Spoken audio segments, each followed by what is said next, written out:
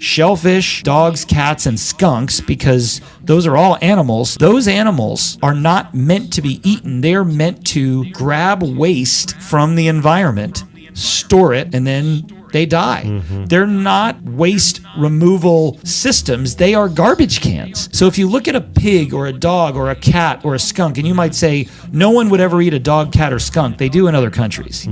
But particularly, we are infatuated with pork, and so are European countries, I've noticed, particularly Italy. A pig has a structure that is similar to a human, and that is a monogastric. It has one stomach. The animals God says to eat in Leviticus 11, Deuteronomy 14 that are land animals, I'm talking about cow, goat, sheep, buffalo. They have a 4-chamber stomach where they can chew the cud or the grass, digest it, and become powerful, well-muscled animals, whereas pigs will eat anything. Pigs, shellfish, dogs, cats, and skunks, because those are all animals. Those animals are not meant to be eaten. All right, Shalom. Brother Kabab back on GMS lesson. GMS keep pushing. Before I go any further, give all praise, honor, and glory to the Heavenly Father's only God and Son, Yahweh, Bahashem, Yahweh Shai, Bahashem, Rakakwadash. Double honors to our apostles, elders, a great millstone for teaching us this truth according to the Bible well. Another Shalom, not a sincere argument throughout the four corners of the earth, pushing this truth through diligence and sincerity and in charity. And Shalom to all you sincere followers, believers of Yahweh, Bahashem, Yahweh Shai, not just hearers of the word, but doers as well. You men, women, and children, hopefully, elect Shalom. And, if you don't believe the prophets, right, maybe you'll believe your daddy Esau. Okay, the self-proclaimed so-called white man according to the Bible. Because, and who knows, it could be a Jake, right? But, he appears to look like an Edomite.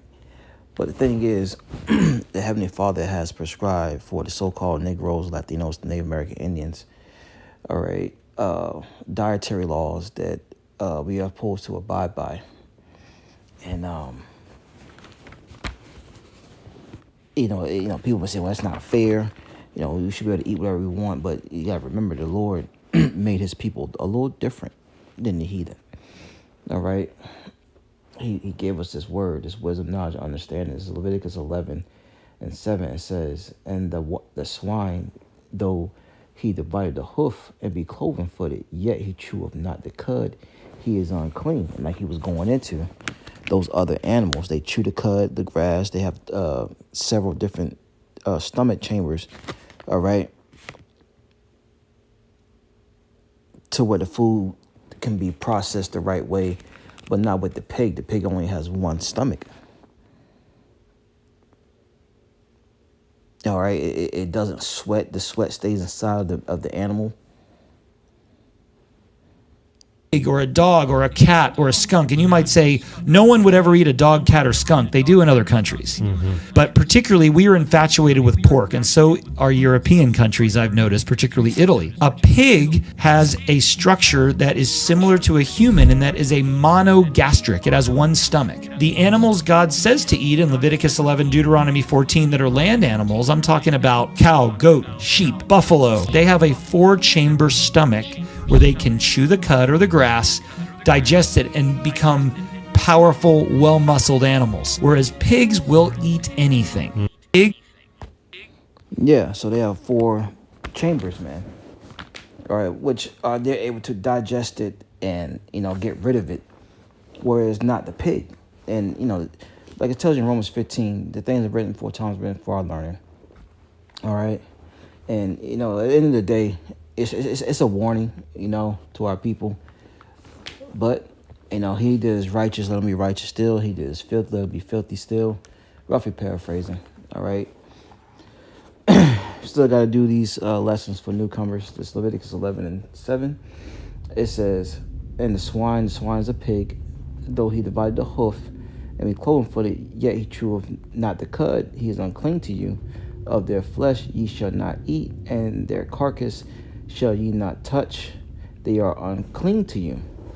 Right? They are unclean. And these are commandments that the Heavenly Father prescribed. Right? Let's get Deuteronomy 10 and 12. It says, and now Israel. Who's Israel? Who's the Israelites? It's not those people over there in the land. All right? They don't fit the prophecy. They don't fit the things that will happen to the children of Israel. It's Deuteronomy 10 and 12. It says, "Now Israel, what doeth the Lord thy power require of thee, you so-called Negroes, Latinos, Native American Indians," right? "But to fear the Lord thy God, to walk in all his ways, and to love him, and to serve the Lord thy power with all thy heart and with all thy soul. To keep the commandments of the Lord and his statutes which I command thee this day for thy good."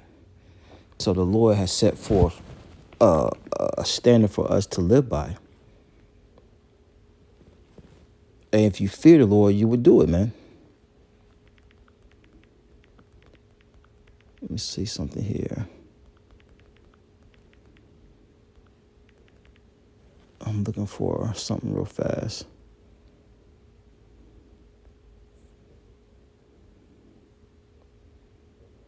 Let's see here. If I can't find it.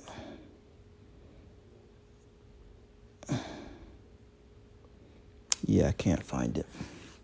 But it's all right. Let's bring out another precept. Let's go to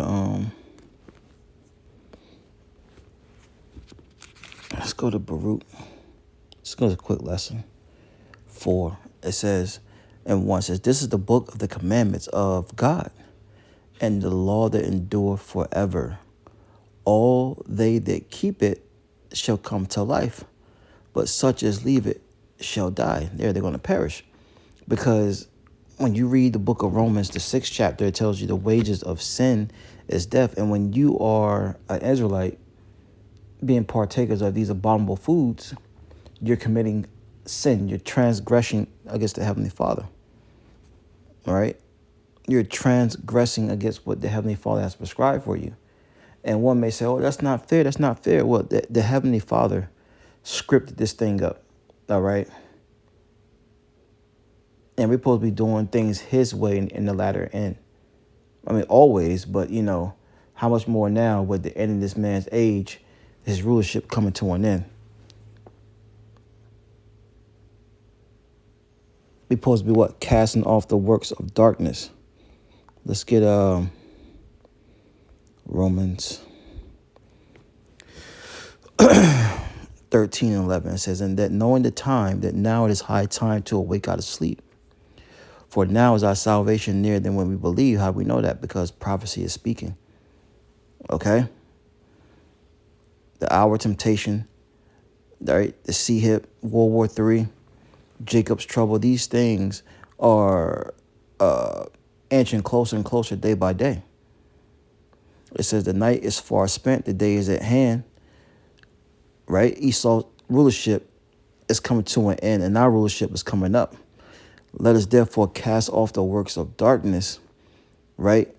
And part of your diet is part of that darkness, man. If you're not, keeping that righteous diet to the best of your ability, all right, you are still holding on to the works of darkness, because Esau prescribes this. All right, just like these other heathen nations, but Esau's at the front of it, man, because he's ruling.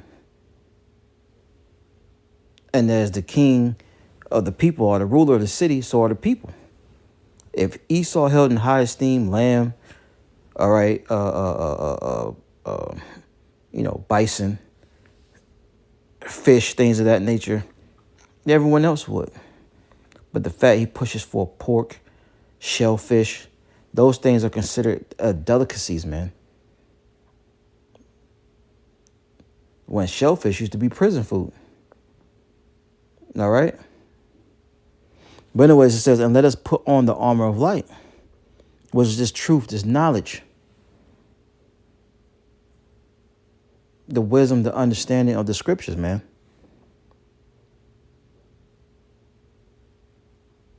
And, I didn't want to, make this long lesson. I just want to hit the point, just a friendly reminder, man. You Israelites, you so-called Negroes, Latinos, Native American Indians, your diet is another way of pushing you further away from Yahweh Shem Yahushai, man. And he commands us. He's not asking, he's commanding us to keep his ways. All right. So, just want to touch on that. Lord was edifying, giving all praise, honor, and glory to Heavenly Father's only begotten Son, Yahweh, Ba'ashem, Yahweh Shai, Ba'ashem Kakwadash. Double honors to our apostles and elders of Great Millstone. Shalom.